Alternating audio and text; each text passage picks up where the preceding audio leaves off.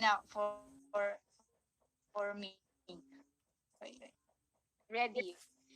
Other screen sharing. I'm gonna share my screen lang po ah.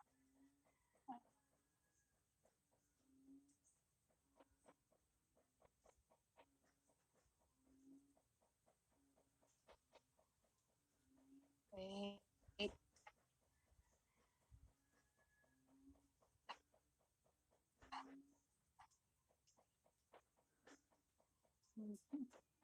Share screen. Menu. Okay. Nakikita niyo po ba yung screen ko? Hello po. Yes, we can see your. Yes, on full screen. Okay. Thank you. Thank you. Let's go. Let's go. Hi everyone. Hi. Kamusta kayo lahat dyan? Okay, I hope nag-enjoy kayo while listening to Y4IT right now. So, daming good technologies here for today. Thank you, Y4IT, for inviting me. And I'm very excited kasi I'm gonna share to you something, which is learning Swift and Swift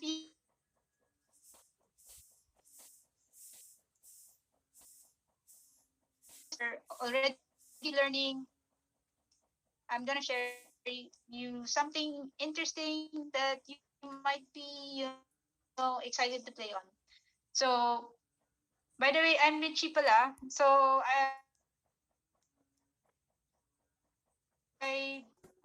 just to give you a brief introduction me, like tayo. And then I also started SwiftPH and WWDC community. These are Apple developer communities, local yung SwiftPH, international yung WWDC community. I also started Women of Code Manila, promote diversity and more. And of course, tech stuff. Bakit di na tayo mag-MacBook? Ako, di ba? May MacBook naman. Ba't na lang di iPad? Ba't kailangan mag-iPad? Ba't kailangan matuto ng like, Swift UI sa iPad? May MacBook, mas mabilis naman.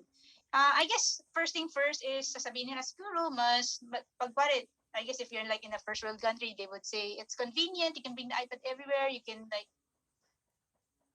magaan and stuff. Pero actually, pag sa Philippines, ang pinakamagandang sagot dito is it's actually accessible. You know how expensive MacBooks are, right?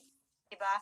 And if you actually have an iPad right now and you can actually develop apps, that changes everything.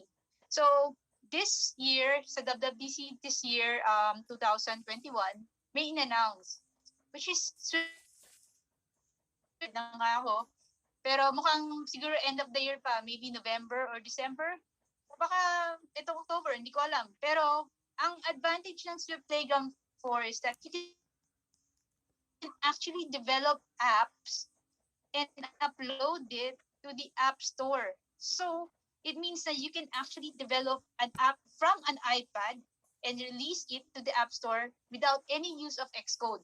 That's kind of like a game changer ngayon, right? Kasi you don't even have to buy a Mac now. You can buy the pinaka yung basic spec ng Mac, which is ng iPad, which is less than 20K and more, and you can actually develop an app. So, malaking bagay yan sa atin, mga Pinoy. So, ngayon, ayan, bago tayo pumunta dun sa actual demo, pasok muna tayo dito. Ano ba yung Swift? Sa mga taong hindi pa nakakaalam ng Swift, it's actually the newest programming language ni Apple. So before, we have Objective-C, right? Matagal yun. Apple suddenly decided to create Swift. Bakit niya create to? Kasi it's actually more modern. Yung syntax ni Objective-C, medyo luma na, medyo mahaba yung stuff. Pero si Swift, modern, madaling aralin, mabilis, designed for safety, meaning mas less chance magkaroon ng bugs or error, right? So, yun yung mga bagay na parang naisip nila and mas madali siyang gamitin. So, pag nakita niyo sa screen ngayon, makikita niyo gano'ng kasimple siya basahin, di ba? It's like as if you're writing, pero in code lang nga.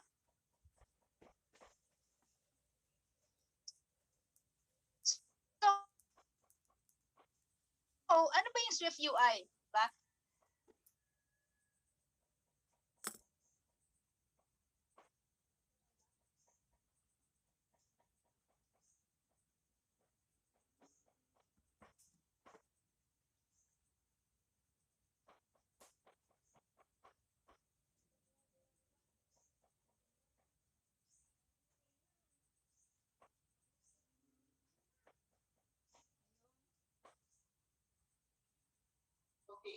Hello? Naputol ako. Yes, Nawala ako? Miss Sorry. Mitchie, we lost you there, but I Okay. think you're back, so Okay. you can now share your presentation again. Okay. Nasaan part ako naputol? Sa,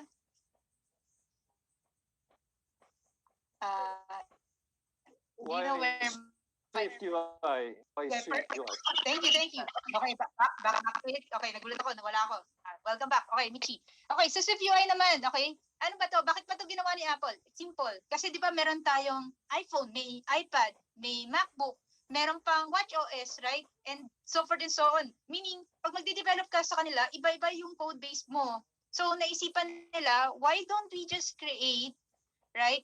Why don't we just create one type of code base and then, na pwedeng i-share ng lahat ng apps. And then, and yun nga. And basically, i-share sa lahat ng apps. So in short, one code can be used for iOS, can be used for iPad OS, can be used for Mac OS, can use for Watch OS. So meaning, isang code na lang, makukode mo na for lahat ng Apple devices.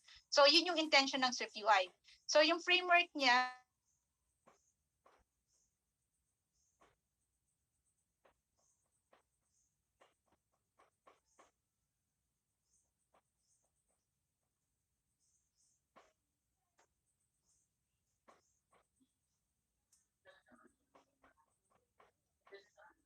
All right, okay. I think she's... Hi, Miss Mitchie. You're back. Okay, You're we back. lost you again Go ahead. there. Go ahead. Go ahead. But go ahead, please, share your presentation. nawawala lang siya. Hindi ko alam bakit. Sorry, wait. That's okay. We are live. Anything can happen. Yeah. Okay, again. Okay. Pero in short, magko-code ka na lang ng isa, right? Pwede mo nang gamitin sa lahat ng apps. Yun yung convenience niyan. And it's actually using a declarative type of syntax, which means na pag nag-code ka, kung ano yung sinabi mo, yun din yung lalabas sa actual na nakikita mo. Parang katulad niya si Flutter, kung narinig niyo na si Flutter, or si React. Okay? So, papakita natin siya in action later.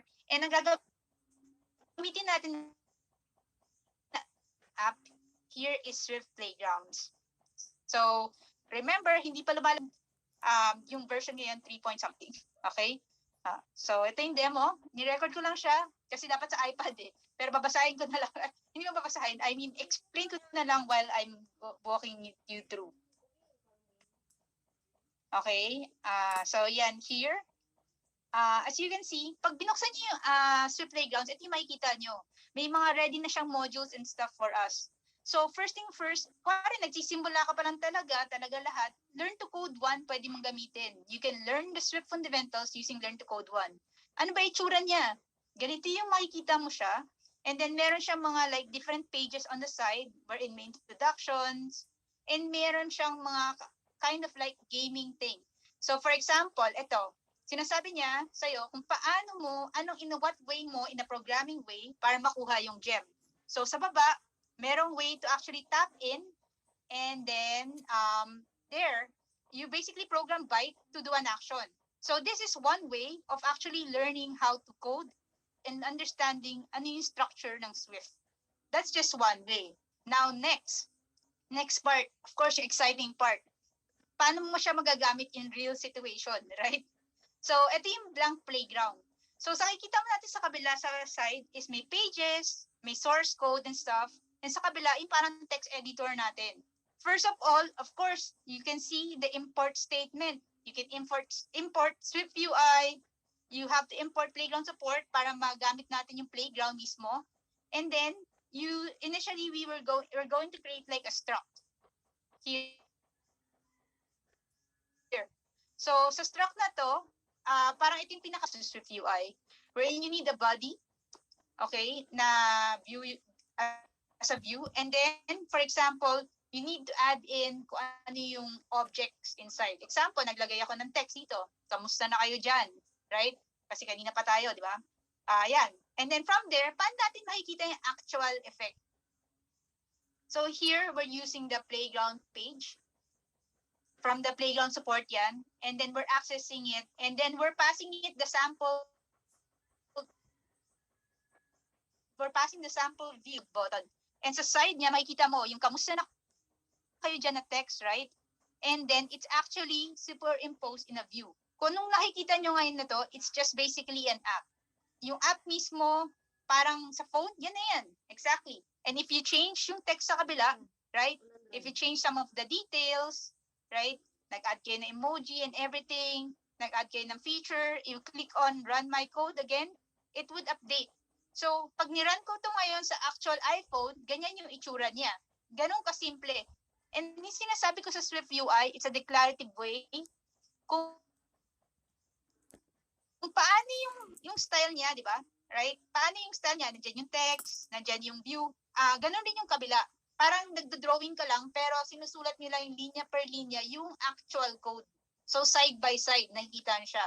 Ngayon, what I'm doing here is that nag-create ako ng VStack. Yung VStack is a vertical stack para maka-add ako ng maraming views inside. Like, for example, text. Kasi mag-error yan pag hindi. Ayan. So, alam ko, malapit na mag-lunch, kumain na ba kayo? Gutom na, right? So, in short, makikita nyo ngayon na nagpatong ako, di ba, ng stack. And then if I run the code again, dalawa na siya. So, yung code ko, kamukha niya actually yung actual app, right? Sa side. Okay? Di ba? So, in short, ganyan kasimple yung Swift UI. And sa baba, makikita nyo, meron nagdalagay ng mga parang shortcuts ang tawag natin dyan. Para habang nagta-type kayo, hindi nyo na kailangan i-type lahat. Tatap-tap nyo na lang siya. Parang in short, shortcut siya. So ngayon, what I'm doing right now is I'm adding more, I'm trying to modify yung text na ng padding. Lalagay ko rin sa kabila, dito sa kumain na ba kayo? Nagugutom na ba tayo? Right? Ayan. Ayan. Pasensya na. Nagkamali.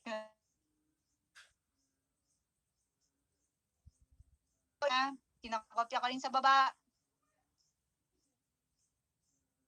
And then if I run it, magkakaroon na siya ng same color. I mean, magkakaroon na siya ng same spec, different color lang siya. Pero what we're doing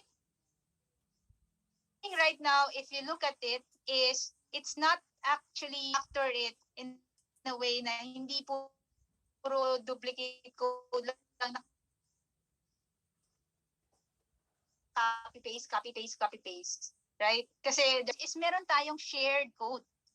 So sa side natin nakikita sa kabilang side, ang gagawin natin is i-share itong code na to, i-share natin siya para later on we can actually just use this code again, reuse it, and then we don't have to keep on copying it every time and chances of making an error.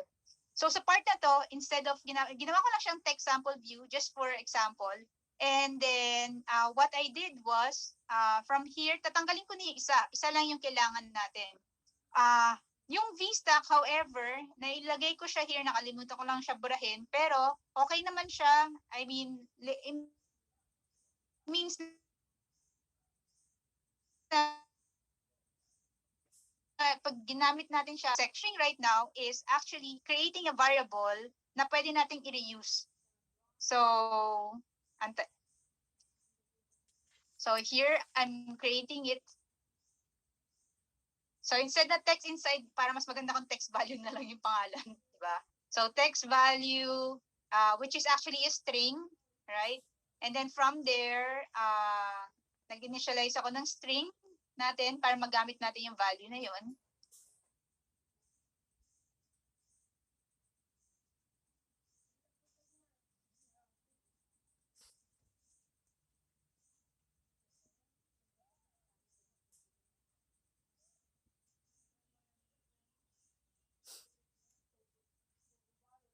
Yan. And then from there, ang ginawa ko dito is instead of setting it to UI color gray, I want to set it to a system, yung system color. Kasi later papakita ko sa inyo like ano bang purpose nito din, like ano mga pwede nating yung purpose. So secondary system background yung ginamit ko dito. And at the same time, since it's actually a shared code, we have to set everything to public. Kasi para makita ng ibang mga yung ibang mga files natin. So, yan. We have to set the struct public, initialize public, the body public, and then let's go back to the main view, and then let's create the new main view. So, wala na to, bura na to, bura na itong nasa side natin. Ito, sometimes sinatawag nilang preview, sometimes sinatawag nilang canvas, yung actual app when we run the code. So, ito naman yan. Nag-create ulit ako ng struct which is a main playground view. And then, same thing. Ayan, pinasa ko siya sa playground page current. Set live view, yun yung makikita na siya. And then, instead na yung text ang ginamit ko, kinuha ko yung text sample view na ginawa ko na share code natin para ma-reuse natin siya. So, yan siya. So, if we run it now, ayan na yung kumain na ako, right? So, yeah. So, meaning naka-create na tayo ng view. Right? Yan. Tapos, ulitin ko lang ulit. So, meaning, we can easily reuse the code now. Right? And with less error. Sino dito may pagkain na hamburger? Pahingi. Joke lang. Okay, yan. So, ganyan lang siya kabilis. In short, nag-create na ako ng reusable code. It's easier for us now to actually reuse code within the playgrounds. Malaking bagay ito kasi nung nag-start yung Swift Playground, walang ganito. Lahat in one file lang. Ngayon, pwede mo na siya i-divide in multiple files. Right? So, kanina, di ba, ginamit ko yung parang system background. The reason why I did that is, ang pwede kasing use case dito is, pwedeng naka-light mode, pwedeng naka-dark mode, right? And we want to actually simulate that thing, yung dark mode. And in order to do that, all you have to do is use the environment. Sorry, hello. Yan. So here, gagamitin natin yung dark mode na isa. Yun. So, pag naka-dark mode, ganito yung tsura niya. Nakabaliktad. Madilim yung likod.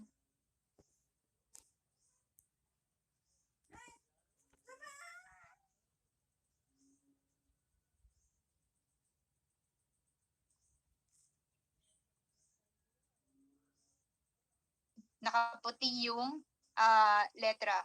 Source before actually implementing it on Xcode, right? And pwede nating like kanina, di ba, hinila ko lang pababa. Hindi ko na kinat copy paste and ganyan. There's so many shortcuts available here. Yan. And pwede niyo na siya makita. Ano itsura niya pag iPad na size na naka like landscape mode and pag naka portrait mode na iPhone, ganyan. Kita niyo na rin siya diretso. So kung ano nakikita niyo sa iPad, yun na rin talaga mismo yung lalabas sa app. So ayan. Ano pa ba dito? Ano pa bang meron, right? Sabi nyo, learn Swift and Swift UI using iPad. Swift UI pa lang to, Michi. Ano pa ba? So, papakita ko paano matuto. Like, for example, what we're working right now is already Swift, right? This one, I'm gonna show you like, paano tayo matuto ng Swift language, right? Ito, si Apple, marami siyang mga like free books sa Apple Store, yung books. Like ito, yung Swiftable or dictionary when it comes to learning the Swift language. So, pwede na natin gamitin yung playground side by side, right? Side by side. And then, habang nagbabasa ka sa kabila, ini-execute mo na siya sa kabila. Saka, whether left or right, whatever you prefer. And then, ang maganda dito is, yung playground yan, may console na siya. Dati wala pa yan eh. So, if you do a print, let's say, yun nga, yung first variable, second variable example, and you decided to run your code, makikita niyo siya sa side, may gilid din na 1, 2, 3. Pwede mo makita yan. Pwede mo siya ilagay here. Parang notes mo yan, nire-recall mo eh. Right? At the same time, meron din sa baba, parang paper na may dot, para makita mo yung console mismo. Yun yung console natin. Ngayon, nakikita ko to nasa taas siya, di ba? Yung sa Swift Playgrounds 4 na pinakita nila, binabanan nila, which is mas better, right? Hindi kasi natin siya nasa-switch basta-basta. So, it's easier for you actually to read the books, right? At the same time, coded on the side.